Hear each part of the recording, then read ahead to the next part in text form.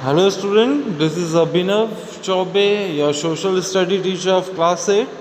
अभी तक चैप्टर 3 हो चुके हैं. Now we are going to start chapter 4 social study. Chapter 4 lesson 4 का नेम है नेशनल इंटीग्रेशन. अब नेशनल इंटीग्रेशन क्या है मैं बता देता हूँ. So national integration is the base of the existence of any nation. To understand the meaning of national integration, it is necessary to understand the term nation.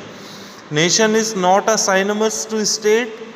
It is not a caste either. Generally, the nation represents the collective political, cultural, and geographical feeling of people residing in a certain portion of land. Thus, the nation is just an abstract entity, and national integration is the necessary condition for its existence. Means अगर मैं topic आपको बताऊं national integration का मतलब होता है राष्ट्रीय एकता. राष्ट्रीय एकता मतलब जहां बहुत सारी कल्चरल एक्टिविटीज़, बहुत सारे डिफरेंट कास्ट के लोग, पॉलिटिकल लोग, डिफरेंट टाइप ऑफ रिलीजन्स, इन सब को मिला के एक कंट्री होती है. उस कंट्री को हम नॉर्मल लैंग्वेज में राष्ट्रीय एकीकरण या नेशनल इंटीग्रेशन या राष्ट्रीय एकता बोलते हैं. तो यहाँ पे लिखा हुआ है जो नेशन होता है normally it is not a synonymous of state. मतलब ऑपोजिट या पर्यायवाची नहीं है, वो स्टेट नहीं होता जो नेशन होता है, ना कि एक कोई कास्ट होता है. एक्चुअल पे जो नेशन है वो रिप्रेजेंट करता है इकट्ठे हुए पॉलिटिकल लोग, cultural activities, geographical feeling of people.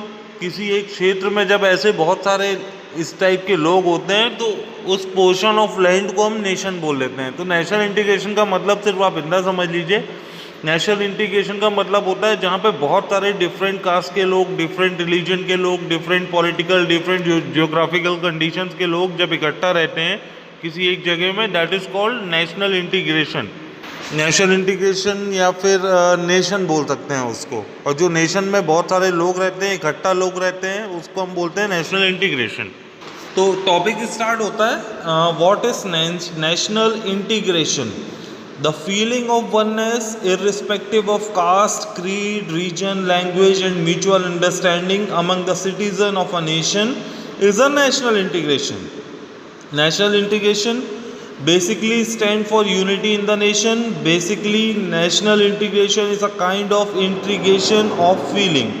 The feeling of unity, oneness among people in the foundation of national integration. The national integration symbolize the commitment, behavior and feeling of citizens. It is the duty of every citizen to oppose the forces and feeling which weaken the integration and unity of nation and perform duties which strengthen national integration and unity. मैं हिंदी में बता देता हूँ इसका meaning. तो national integration का मतलब होता है कि किसी भी देश में रहने वाले, कोई भी देश, नॉट इवन इंडिया, किसी भी देश में रहने वाले लोगों के बीच कास्ट, जाति बोलते हैं, पंथ बोलते हैं, क्षेत्र और लैंग्वेज के भेदभाव के बिना आपस में मिलजुल कर रहना, सुख दुख की एकता या सुख दुख का इंटीग्रेशन का होना, that is called national integration. In simple words बोलना चाहिए नेशनल इंटीग्रेशन का मतलब यह होता है कि वहाँ किसी भी देश के रहने वाले लोगों के बीच में मतलब जाति भाव का भेदभाव ना हो, किसी भी क्षेत्र का भेदभाव ना हो, उनकी लैंग्वेजेस का भेदभाव ना हो, मतलब इन सब एक साथ रहते हैं लोग, इनको हम नेशनल इंटीग्रेशन बोल सकते हैं. अब यहाँ पे लिखा हुआ था, जैसा मैंने अभी पढ़ा था, national integration symbolises the commitment, behaviour and feeling of the citizens. तो जो नेशनल इंटीग्रेशन होती है वो सिटीजन्स के जो विचार होते हैं, उनका जो व्यवहार होता है, उनका जो कमिटमेंट होता है वो उसी से निकलती है. यहाँ पे लिखा it is the duty of every citizen. सभी सिटीजन्स की ये ड्यूटी होती है नेशनल इंटीग्रेशन के प्रति कि जो भी शक्तियाँ नेशनल कम्युनिटी को कमज़ोर करें उसका वो विरोध करें, और ऐसी चीज़ जो नेशनल इंटीग्रेशन के लिए बहुत अच्छी हो उसका सपोर्ट करें. तो इसमें नेशनल इंटीग्रेशन बहुत स्ट्रॉन्ग होती है. तो नेक्स्ट टॉपिक है historical background of national integration. मैं आपको हिंदी का क्लियर कट बता देता हूँ, इसमें इसका मीनिंग कैसे समझना है आपको, बाकी आप इसमें पढ़ सकते हैं. पेज नंबर 34 है. National integration was never a problem in ancient India. People belonging to different country and region came to India in the past. Most of them choose India as their home. They stayed and become a part and parcel of Indian culture and society. They mingled here and their language, custom, religion and culture gradually become a part of India. The process in fact added to richness of Indian culture. When we talk to Indian culture, it is not the culture of any religion, caste or creed, but it means the culture of entire India. Means पुराने समय पे जो national integration India की कभी कोई problem नहीं रही national integration से, मतलब समय समय पे पुराने समय में कई लोग बाहर से आए और इंडिया पे रहने लगे, और बाहर से जब आए तो वापस वो अपनी कंट्रीज़ पे नहीं गए, भारत को ही अपना घर बना लिया। यहाँ का जो कल्चर था, यहाँ का जो सोसाइटी थी, उसमें वो मिलजुल गए और यहाँ मतलब यहाँ की उन्होंने रीति रिवाज सीख ली, जीवन शैली जीने की सीख ली, यहाँ की लैंग्वेजेस सीख ली। जब ऐसी कंडीशन हुई तो इंडिया और ज़्यादा रिच हो गया ट्रेडिशन में। अब बाहर के जो लोग आए थे उन्होंने अपनी कुछ सभ्यता, अपनी कुछ शैलियाँ इंडिया पे आके अपने कुछ कल्चर इंडिया के भी सीखे और इंडिया को भी अपने कल्चर दिए। तो इंडिया के जो कल्चर्स थी, इंडिया की जो शैलियाँ थी, उसमें और ज़्यादा इंक्रीज़ हो गए इंडिया के कल्चर्स। जब यहाँ पे लिखा हुआ है कि when we talk about the Indian culture, जब हम इंडियन कल्चर की बात करते हैं तो ये किसी रिलीजन और कास्ट की बात नहीं करते, बल्कि it means the culture of entire India. पुराने समय से इंडिया में नेशनल इंटीग्रेशन को मजबूत कराने के लिए बहुत सारे बड़े बड़े कदम उठाए जाते रहे हैं, और इन कदमों में बोलना चाहिए, इन मेजर्स में सबसे बड़ा काम ये था कि इंडियंस में घूमने फिरने की प्रवृत्ति को विकसित करना। मतलब इंडिया, जो इंडियंस हैं, इंडिया के लोग थे, वो ज़्यादा घूमते फिरते नहीं थे। तो पुराने समय से ऐसी कोशिश की जाती रही है कि भारत के लोग एक जगह से दूसरी जगह घूमें, वहाँ के कल्चर सीखें, और इसी कंडीशन पे जब ये ट्रेडिशन विकसित हुआ तो पुराने लोग एक स्थान से एक जगह से दूसरी जगह घूमने जाने लगे, और उनका जो मोटिव है वो कुछ और भी है। जैसे श्रद्धा भक्ति, कहीं पूजा करना है, किसी मंदिर में जाना है, इसमें जैसे फॉर एग्जांपल 4 धाम की यात्राएं होती हैं, बद्रीनाथ, जगन्नाथपुरी, रामेश्वरम, द्वारिका, है ना। जब लोग इन जगहों पे जाते थे तो एक जगह का कल्चर दूसरी जगह कल्चर ट्रांसफ़र करते थे, और दूसरी जगह कल्चर सीख के आके अपनी जगह ट्रांसफ़र करते थे। इसी टाइप में जैसे हर 3 सालों में कुंभ का आयोजन होता है, आप सबको पता होगा, महाकुंभ का आयोजन होता है। इसमें भी लोग एक जगह से दूसरी जगह ट्रांसफ़र होते हैं, घूमते हैं फिरते हैं, दूसरी जगह का ट्रेडिशन कल्चर अपने यहाँ से ले जाके वहाँ देते हैं, या वहाँ का कल्चर सीख के आके अपने यहाँ बताते हैं। तो पुराने समय से इंडियन कल्चर में नेशनल इंटीग्रेशन की भावना कुछ इस प्रकार से जगा दी गई थी। नेक्स्ट टॉपिक है the concept of national integration. यहाँ पे लिखा है there are 2 type of national integration, मतलब नेशनल इंटीग्रेशन इंडिया में 2 टाइप्स के हैं। कौन कौन से मैं बता देता हूँ। द वन, एक वो है which is based on unity, जो यूनिटी मतलब एकता पे बेस्ड है, common language, mode of living, rights and rituals, religions and common mode of worship. Means 2 type of national integration है। पहला जो बेस्ड है यूनिटी के, एकता के, समान भाषा मतलब कॉमन लैंग्वेज, रहने का तरीका। देन राइट्स एंड रिचुअल्स मतलब रीति रिवाज, रिलीजन्स मतलब आपका रिलीजन, आपका धर्म, and common mode of worship मतलब उपासना का कॉमन मोड मतलब सेम तरीका। एंड द अदर टाइप, जो second type of national integration है, that is national unity is unity in diversity. Unity in diversity मतलब अनेकता में भी एकता। That means the language, mode of living, rights and rituals, religion etcetera may be the different, but their outlook on national security is same. इसका मतलब ये है जो यूनिटी इन डाइवर्सिटी है, सेकेंड टाइप है, इसमें यह कहा गया है कि लैंग्वेज मतलब भाषा, रहने का तरीका, रीति रिवाज, रिलीजन ये डिफरेंट हो सकते हैं, लेकिन उनका जो नेशनल नज़रिया है, देखने का नज़रिया है, वो इंडिया के प्रति या किसी भी देश के प्रति सेम है। तो that is the 2 type of national integration. तो यहाँ पे लिखा हुआ कि integration of India represent by the second type of unity. जैसा मैंने अभी 2 टाइप ऑफ यूनिटी बताया, तो जो सेकेंड टाइप ऑफ यूनिवर्सिटी जो मैंने बताया था, यूनिटी इन डाइवर्सिटी, अनेकता में एकता, तो इंडिया की जो इंटीग्रेशन है वो सेकेंड टाइप ऑफ यूनिटी है। क्यों? फॉर एग्जांपल बता देता हूँ, इंडिया बहुत बड़ी कंट्री है, ऑलमोस्ट यूरोप के बराबर है विदाउट रशिया। अगर यूरोप से रशिया को अलग कर दें तो इंडिया उतना बड़ा है। इंडिया की जो पॉपुलेशन की बात कर रहे हैं तो वर्ल्ड में सेकेंड नंबर की है। इंडिया में लगभग 250 लैंग्वेजेस बोली जाती हैं, लेकिन जो इंडियन कॉन्स्टिट्यूशन में 22 लैंग्वेजेस को नेशनल लैंग्वेजेस कहा गया है। यहाँ पे हिंदू रहते हैं, Muslim, Christian, Parsi, Sikhs and different type of caste के लोग रहते हैं।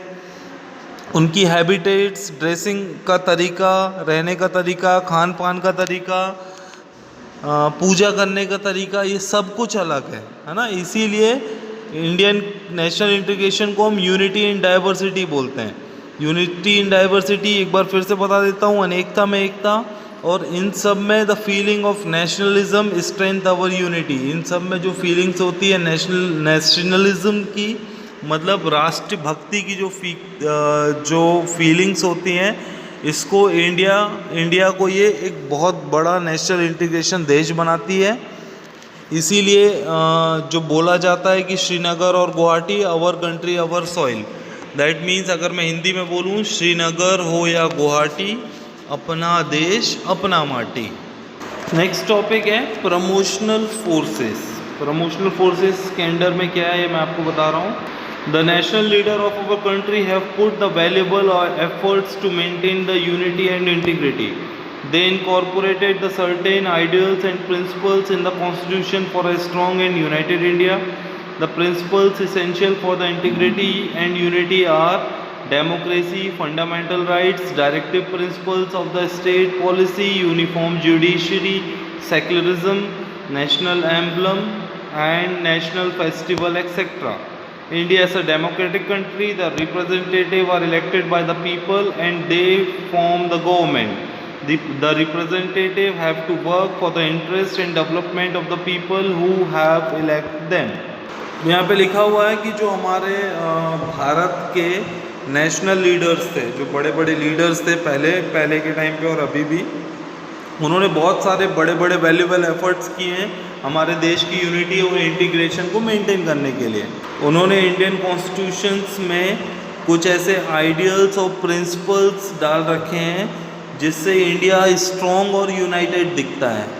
ये जो आइडियल्स और प्रिंसिपल्स हैं, ये इंडिया की यूनिटी के लिए बहुत ज़्यादा ज़रूरी हैं, जैसे कि democracy, fundamental rights, directive principles of the state policy, uniform judiciary, secularism, national emblem, national festival, etcetera.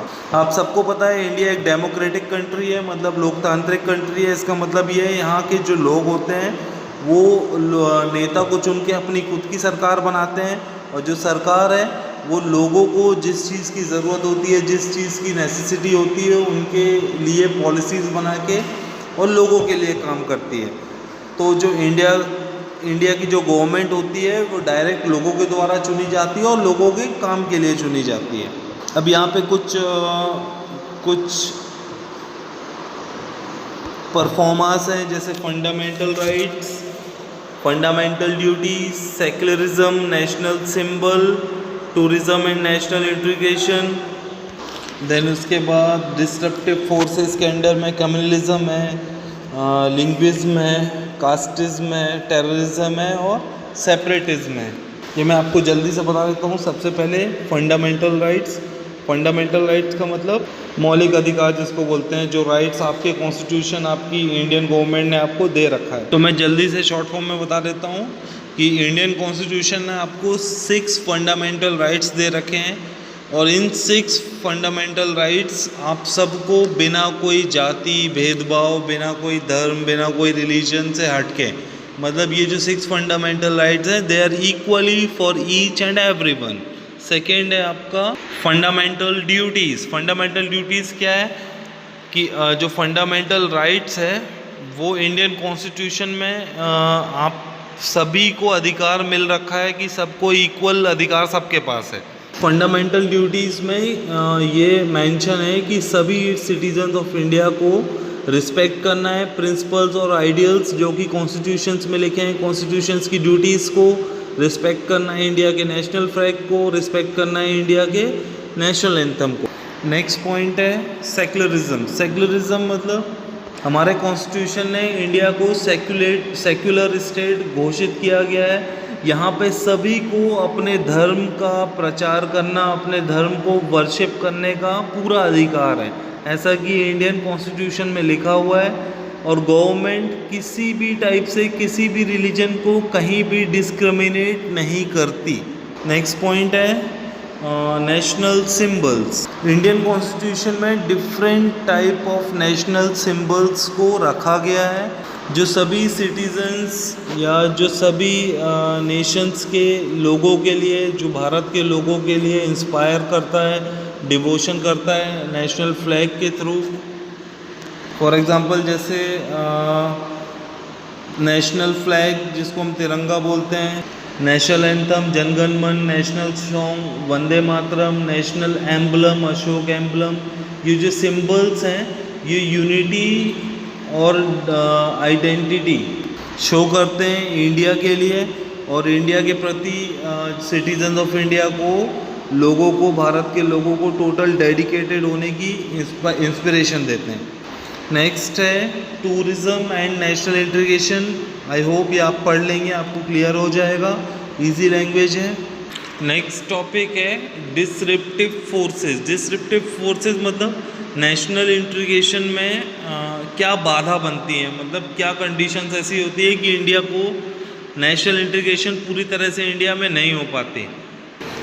तो इसमें ये लिखा है कि एज यू लर्नड अर्लियर, मतलब पहले ऐसा बताया जा चुका है कि इंडिया में नेशनल इंटीग्रेशन की कोई समस्या नहीं थी, पूरा देश एक था, एक जैसे लोग थे, सब कुछ एक, मतलब कभी कुछ ऐसी किसी भी टाइप की कि नेशनल इंटीग्रेशन भंग हो रही हो, कभी ऐसी कोई प्रॉब्लम नहीं आई। तो नेशनल इंटीग्रेशन को अलग करने की स्थिति कब स्टार्ट हुई, ये 19th सेंचुरी के आसपास कुछ कदम उठाया गया जब यहाँ पे रेस थ्योरी स्टार्ट की गई। अब रेस थ्योरी में क्या था कि रेस थ्योरी में ऐसा कहा गया कि भारत में रहने वाले लोगों को अलग अलग करना चाहिए, मतलब इनको डिफरेंट कास्ट, डिफरेंट रिलीजन्स के अनुसार बांट देना चाहिए। और ये कंडीशन 19th सेंचुरी से अभी तक चली आ रही है, लेकिन अभी इसका प्रभाव कुछ कुछ कम दिख रहा है। अब फिर भी प्रेजेंट टाइम पे कुछ लोग ऐसे भी हैं जो नेशनल इंटीग्रेशन को धर्म, जाति, भाषा इनके आधार पे आज भी बांट रहे हैं और अपना फ़ायदा के लिए ये बहुत सारी सिचुएशंस क्रिएट कर रहे हैं कि इंडिया में नेशनल इंटीग्रेशन ख़त्म हो जाए। अगर नेशनल इंटीग्रेशन में कुछ ऐसी कंडीशंस आती हैं कि नेशनल इंटीग्रेशन टूट रही है, तो इसमें जो सोसाइटी में तनाव की स्थिति बहुत ज़्यादा बन जाती है और देश की एकता के ऊपर बहुत ज़्यादा खतरा बना रहता है। तो नेशनल इंटीग्रेशन किन कंडीशंस पे सफ़र करती है उसके 4-5 पॉइंट्स हैं, मैं आपको बता देता हूँ। फर्स्ट पॉइंट का नेम है कम्युनलिज्म। तो जो कम्युनलिज्म है, the word communalism has originated from community. Community से कम्युनलिज्म ओरिजिनेटेड हुआ है। अब कम्युनिटी मतलब जो कम्युनिटी लोग होते हैं, जो जैसे हम हिंदू हो गए, मुस्लिम्स हो गए, सिख्स हो गए, क्रिश्चियंस हो गए, ये डिफरेंट टाइप ऑफ कम्युनिटी है। कुछ लोग ऐसे होते हैं जो कम्युनिटी मतलब जाति के आधार पे लोगों को लड़वाते हैं और बहुत सारी तनाव की स्थितियां पैदा करते हैं। फॉर एग्ज़ाम्पल इसी पैरे पे आपको मिलेगा कि 1947 में कुछ ऐसे कम्युनल राइट्स हुए, सांप्रदायिक दंगे हुए जिसमें इंडिया को दो भागों में बांट दिया गया। तो इंडिया को 2 भागों में बांट दिया गया, इंडिया और पाकिस्तान। इसमें लाखों लोग मारे गए, कई लोगों के घर टूट गए, सब कुछ ख़त्म हो गया। तो इस टाइप की जो कंडीशंस होती हैं इसको हम कम्युनलिज्म बोलते हैं। सेकेंड टॉपिक है जो लिंग्विज्म। लिंग्विज्म को हिंदी में बोला जाए तो भाषावाद। मतलब अब भाषावाद से कैसे नेशनल इंटीग्रेशन इफेक्ट करती है कि जैसे इंडिया में हर 30-40 किलोमीटर्स पे लैंग्वेजेस चेंज होती है, हर जगह की अलग अलग लैंग्वेजेस होती हैं। तो यहाँ पे धर्म, जाति के आधार पे कम्युनलिज्म, भाषा के आधार पे लिंग्विज्म। मतलब मैं हिंदी बोलता हूँ, कोई कन्नड़ा बोलता है, फिर कहीं और दूसरी कोई बुंदेली बोलता है। मतलब डिफरेंट टाइप ऑफ, हर जगह की लैंग्वेज डिफरेंट लोगों के द्वारा बोली जाती है। तो भाषा के आधार पे क्या, कई लोग बोलते हैं, जैसे महाराष्ट्र में चलता है कि मराठा लैंग्वेज, जो मराठी होते हैं वो हिंदी लैंग्वेज वालों को अच्छी नज़रों से नहीं देखते।